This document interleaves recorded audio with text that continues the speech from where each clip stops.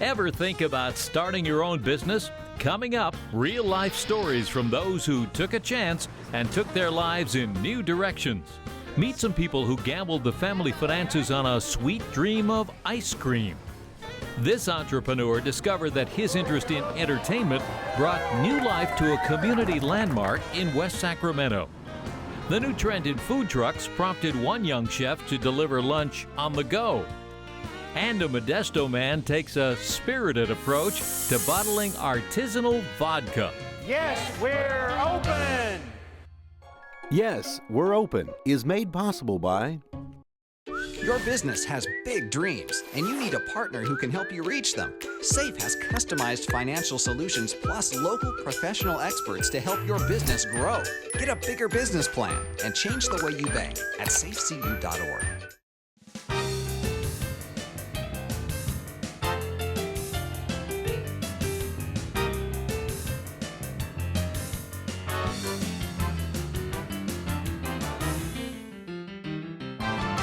Did you ever think about being your own boss, giving up that 9-to-5 job and tapping into your entrepreneurial spirit?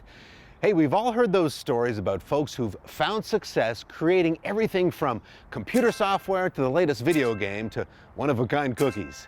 Well, we're going to introduce you to some folks that took that leap of faith to start their own business and test their creative impulses. What made it work and what were the challenges? We'll spend a little time here on the lanes of the Capitol Bowl to see how this business impacted more than just one man's life. But first, Kristen Simoes introduces us to a family that took a chance to change the flavor of their future. It's not the place to go if you're worried about calories. The Daddy Dave Sundae, for example, has more than 2 pounds of ice cream. And that's not counting the chocolate sauce, strawberries, bananas, or whipped cream on top. But ice cream, and lots of it, has been the key ingredient in the success of Sacramento's Leatherby's family creameries. Not bad for a business whose founder is honest about their limitations in the beginning. We had no idea. We didn't have a location, we didn't have anything. What Dave Leatherby Sr. did have was a willingness to try something new and a wife who wanted to share in the opportunity. But ice cream wasn't even on the menu at first. And I always wanted a restaurant. And I'd had lots of other businesses. I had to travel a lot, be gone a lot. And one day I didn't get on the airplane, came home and told my wife, I'm going to start a restaurant. But a trip to the popular Fenton's Creamery in Oakland changed all that. Dave and Sally Leatherby saw ice cream as their future, so they leased a building on Arden Way. And we found this location. It was considered a Class C location, really. It had 20 years of losing businesses. I had many people say, Dave, you're nuts. And I probably was. The Leatherby family took a year painting the building, ripping out walls, and getting ready to open. These chairs you're sitting on right now, that's the first thing we bought. We saw them for sale in a penny saver ad. And we went and bought them and stored them in our house for 6 months. Despite the crowds that fill their stores today, all their initial hard work did not look like it was going to pay off. Like many new businesses, they ran out of money. I couldn't go on. And a friend of mine came through the door one day, and his 2 boys were helping me build the store. Wondered how it was going, and I said, well, I think we're done. I don't have any more money and the bank won't give me any more. He says, how much do you need? I said, well, I need about $150,000. You know, that man walked out to his car, came back, handed me a check for $150,000 and didn't even have me sign a note. With that investment, they opened the doors on their Arden Way store. Word of mouth quickly spread. Robert Howe and his wife were the first customers on that first day in August of 1982. Well, first it was new, and so people wanted to see something new. Also, they said that their portions were large. And instead of neat little scoops, these were big scoops with sauce kind of dripping over the side and really looked interesting. Dave's son Alan runs the Arden Way store today. A second was opened in Citrus Heights. Over the years, nieces, nephews, and grandchildren have made up many of the employees. At each location, large machines turn out hundreds of gallons of fresh ice cream every day. So most ice cream is sugar, milk, and cream, and then whatever ingredients you add. So you add strawberries to strawberry. We have some ingredients here in the back, all different kind of nuts. Bubble gum, marshmallows, wow. Yeah, bubble gum ice cream. That one always surprises me. More adults eat bubble gum than children. We have about 30 regular flavors we make. And the most popular? You know, it depends on who you ask, but probably we sell the majority of our ice cream. Would surprise you, it's vanilla. The family's early success prompted requests to franchise their creameries. By the mid-'80s, there were 30 stores in 6 states. But a new challenge arose. Defaults by some franchise owners led to lawsuits that put the family on the hook. I woke up one morning, I had a $2.5 million judgment on my desk. That was the end of our franchising. You know, I had seen my grandfather lose money and start over. I saw my dad lose money, start over. And so I just kind of had a natural belief that, you know, we could do it. Sally Leatherby says the family, as they've always done, pulled together to face that challenge. We each have our jobs to do where we don't kind of cross over into the other people's. Every decision we make as a family. We sit down. Nobody just goes off and makes decisions on their own. And it's worked for us. Over the years, a lot of people have asked why the Leatherbys never started their own dairy. You know, milk for the ice cream they make.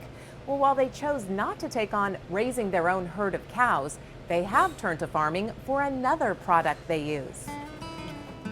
Alan went around the country looking at farms, and he found this little 60-acre walnut farm by the Sacramento River up 50 miles from here.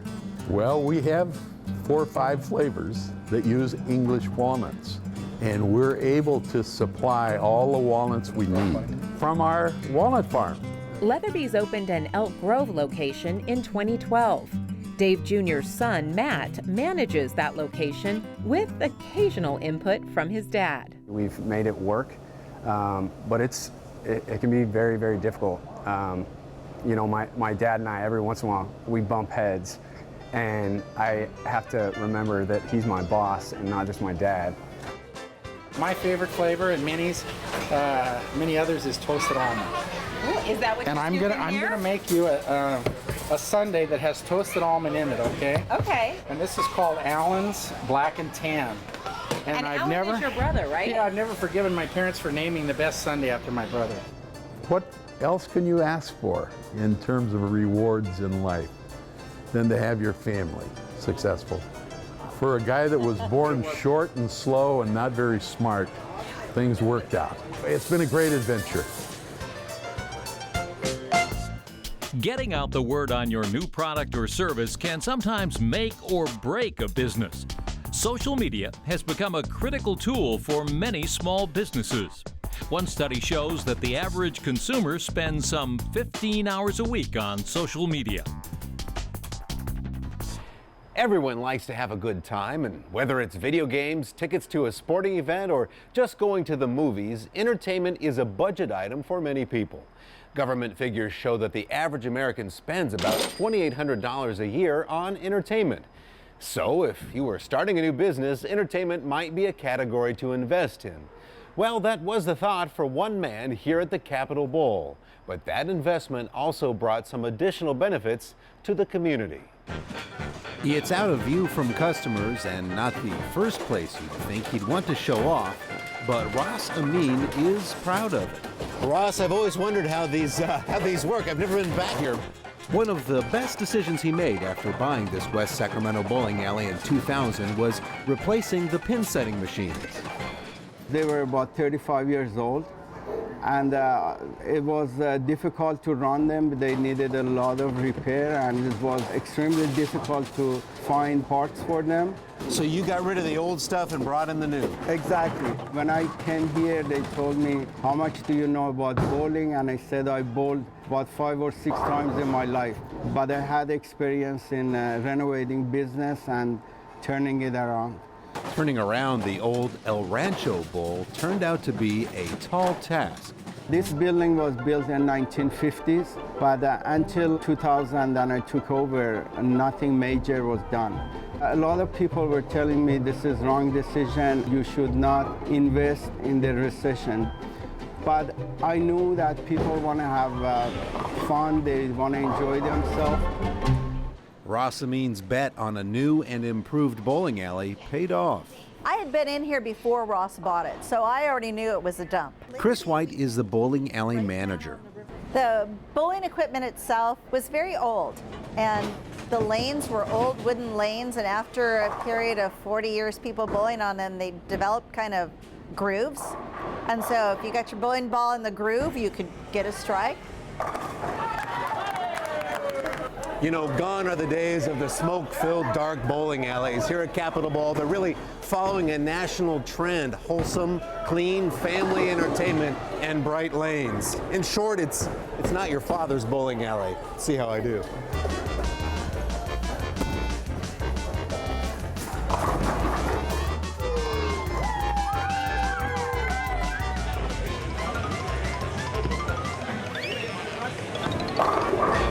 When people walk through the door now and they take a look around, they say, this does not look like a bowling alley. Or they say, this is the nicest bowling alley I've ever seen. Tile floors, granite countertops, lots of glass and wood and metal treatments. We want it to look very upscale. It really has two purposes. During the day, particularly on weekends, this is a place you bring your kids. And you know your kids can run around in here and have a great time. We've also added an outdoor patio area, and it's kind of hidden. People are surprised. It's right there in the middle of the front parking lot. In the evenings, we really become quite a hangout for young adults. And it's got that great vibe like a downtown bar or restroom with fire pit tables and a water wall. And it's a lovely place to come and hang out in the evenings or come over on the weekend and have lunch outside. I grew up coming here when I was a kid, when it was El Rancho Bowl. You'll find Vivian Orman and her family here on many Friday nights.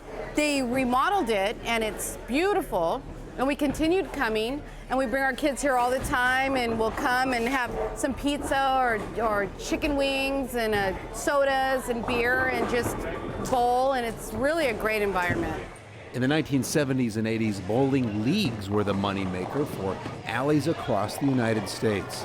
But league bowling started to decline in the mid-1980s and never recovered. After a serious decline in the sport's popularity, it's now having a rebirth. And getting families here on Friday nights is key to the alley's success. But Ross knew it would take more than just new machines and tasty chicken wings. Biggest challenge was the area, basically. That it was run down, but the city of West Sacramento helped a lot. They spend a lot of time, energy, and money in this strip, and they changed it around, and that was biggest challenge in the beginning. Putting the bowling alley here and seeing that we were devoted to bringing back this family business, West Sacramento started putting some other investment in at the same time. We have a lovely new library and a community center that's just down the street. Several of the motels on our street have upgraded. The streetscape itself is very nice. Just recently, the city has put together a task force called Active and Safe West Capitol Avenue to really address how we can take it from where it is now and help it grow even more. We're seeing now all kinds of people coming to West Capitol Avenue. West Cap is no longer just for dealing drugs or prostitution. It's for students and kids at the library, seniors, preschoolers, and then folks going to have a beer or a drink or bowl a few lanes at Capitol Bowl. Mayor Christopher Cabaldon says there is more to be done. When it was essentially abandoned for generations before we became a city, other folks took it over, right? Whether for crime, illicit behaviors, we've been reclaiming it, but that's a process in transition. We've already seen improvements. We look at individual pieces of property and make changes, clearing out brush, repairing fences, looking at lighting, talking about security. They said this place never been good, nobody could change this place around. Some said it's impossible to run business in this area, but there was confidence that they can do it. When I looked at this place and the way that it looked then, there was never a thought that Ross couldn't transform it. His life has been transforming businesses that need love. He knew what was going to happen on this street and the city's plans for it. I had no doubt in his vision whatsoever. The next challenge for Ross and Chris, getting more people to think of their restaurant, Cap's Bar and Grill, for lunch or dinner, even if they're not planning to go bowling. We're starting to build people who are coming on a regular basis, but most of our business has been in the evenings. And we'd sure like to have people start thinking about us for lunch as well. Vivian and her family can vouch for the chicken wings. As for their own bowling ability, Oh yes, yes, we become better bowlers. Sometimes I beat them, sometimes.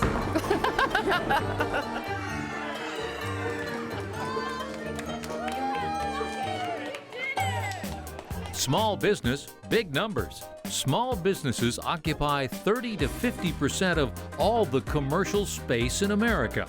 That's an estimated 20 to 34 billion square feet. Oh, and one more number. Since 1990, small businesses have added more than 8 million new jobs to the American economy.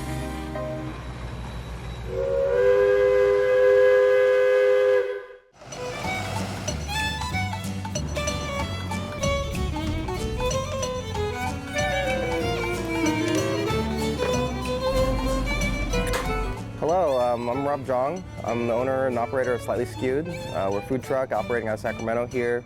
I went to culinary school in Portland, Oregon at Oregon Culinary Institute and learned a few things that help us crank out some good food.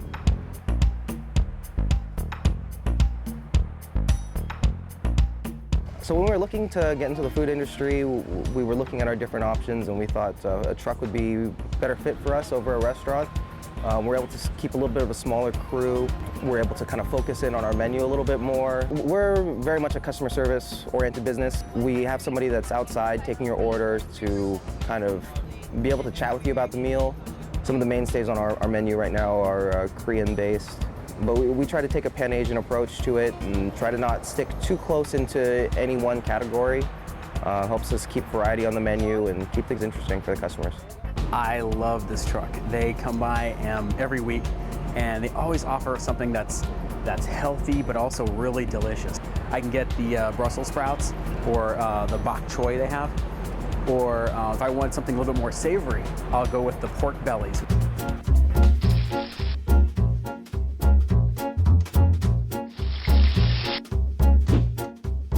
Hey, I'm really fortunate to be working with such a sterling associate as my dad.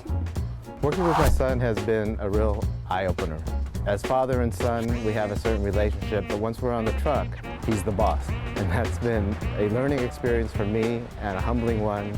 And also, it gives me confidence that to see a side of him that you don't see at home. The hardest thing for us in starting a new business is creating a customer base momentum. We're a mobile business, so we're hardly at the same spot within the same week. So getting people to know where we're at and buy into the business enough to care about where we're at is probably the hardest thing for us. Food truck industry is definitely blowing up in Sacramento. We're on multiple lists as one of the cities that's the industry is growing the most. It seems to be exploding to the point where it's just as viable as a restaurant business. The most satisfying aspect of this is really just feeding people.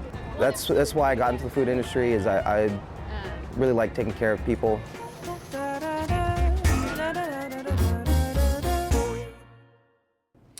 Restaurants, online sales, and retail outlets make the list as popular new small business ventures started each year. But there's a Modesto man whose new business choice was definitely outside the norm. When it came time to raise a toast to following his dream, Rob Stewart says it was a very specific beverage he had in mind.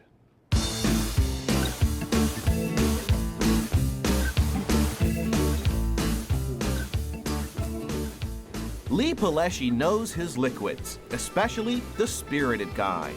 And Lee has found his dream job creating his favorite beverages here at Modesto's Valley Spirits Company. Cheers. I created that. I made that from scratch, from nothing. That, for me, is the big piece. Lee is the master distiller and creator of Cold House Vodka and Outlaw Moonshine. It all began more than a decade ago with a vision and a hard-shelled kernel of an idea.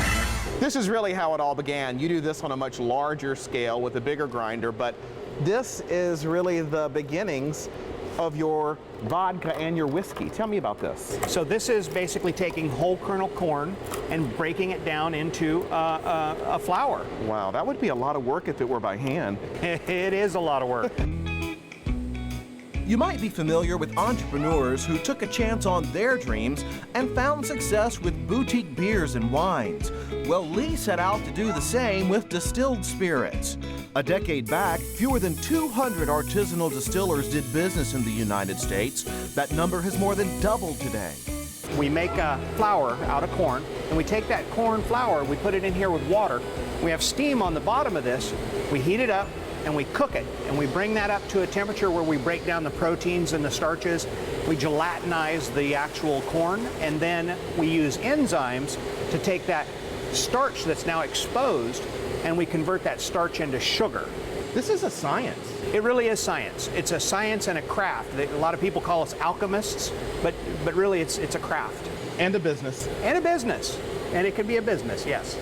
But it's fun more than anything. Every single bottle is individually produced, labeled, and sealed with the branding of his specialty wax drip cover. From Lee's years of experience in the food industry, he created a detailed process of quality control. But as with offering consumers any kind of food product, it all boils down to taste. What are you doing? Tasting it. And so what is it you're looking for when you taste it? I'm looking for the alcohol to have a certain characteristic, to be a very clean alcohol, but to have the original taste of the base material, in this case, wheat. And you taste wheat? Oh yes, absolutely. Fascinating. And so what did it take to get it to this point, Lee? A lot of work. A lot of work. Almost 12 years worth of work. I literally was working on this for 8 years before we even went and got licensed with the federal government. So a lot of work went into this. Controlling your product quality is a challenge for any new business. Liquor sales in the U.S. total some $20 billion a year, and distilling spirits is highly regulated, with strict licensing requirements at both the state and federal level. That means an additional consideration. Because you have to understand how to make product, make vodka, make moonshine, make whiskey. And you can't do that without a license, but you can't get a license unless you know how to do it. So it's sort of a tough thing. But about 8 years, the journey before I finally got my recipes exactly where I wanted them, and the taste and the quality of the product was right where I wanted it.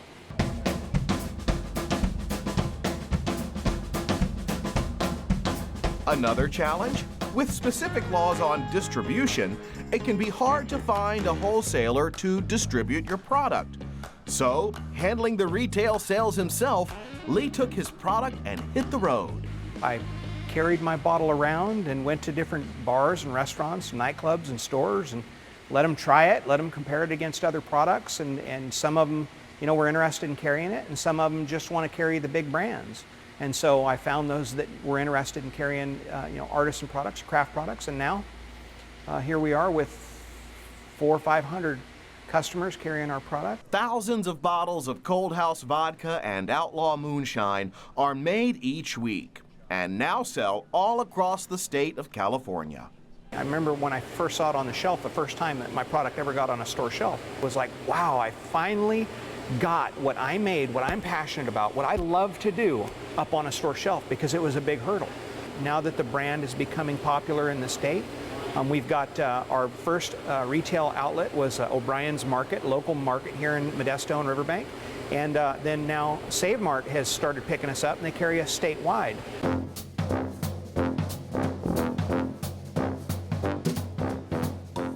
Lee's passion comes in some flavors you might not associate with typical vodka blends, like cilantro, wild cherry, even lemonade. You know, Lee, we're holding your product here, your Cold House vodka, cake batter. Yours says peach. You have really put your stamp literally on each of these flavors. Yes, yes. Each of these, everything that I do is my own creation. And I worry about everything being all natural. I worry about everything being from California, because it's important to me that I make a product that is from my home state, that it combines all the wonderful agriculture that we have here. We have some of the best agriculture in the world. We export so much to other countries because we make the best agriculture here, the best fruits, the best grains. And so that to me is the important thing about one of my parts of my process, is that I use all those great agricultural products from California. Products that all began with that kernel of a dream. Yes, we're open, but are you happy? Oh, I don't ever want to do anything else the rest of my life. Really? Never. I never want to do anything the rest of my life except what I'm doing right now. Yes, we're open! I think you'll agree that was something very different in the small business line. Hope you've enjoyed meeting some people chasing their dreams and celebrating that spirit of entrepreneurship. We have video and more on the show at our website, so be sure to check that out. And thanks for joining us on Yes, We're Open. You can purchase a DVD or Blu-ray copy of this program. Here's the cost. To order, just visit us online or call 888-814-3923.